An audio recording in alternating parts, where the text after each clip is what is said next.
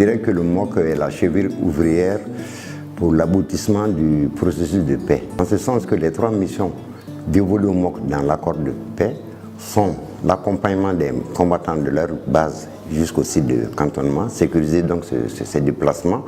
Secondo, c'est de sécuriser les combattants une fois à l'intérieur des sites de cantonnement. Et tertio, de combler le vide sécuritaire avant le retour définitif des forces armées reconstituées. Je demande à l'État de mettre les éléments du MOC dans toutes les conditions possibles, de se sécuriser eux-mêmes d'abord et chercher à sécuriser les autres populations.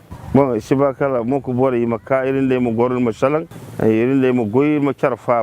pour que la population Nous attendons du MOC la sécurité pour le développement de nos activités économiques. Le MOC doit veiller sur la paix.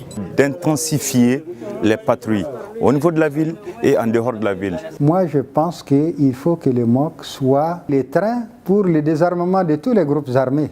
Le MOC là, c'est pour toutes les populations. Ils vont travailler avec cette logique. اليوم موق هون عندها هدف واحد تأمن الشعب وحيوان الشعب مولي.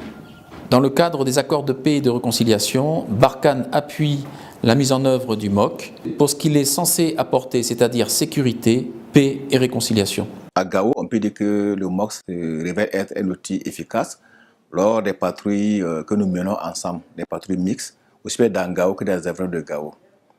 Je pense que tout le monde doit se mettre debout dans le cadre de la sécurisation du MOC et sur des populations.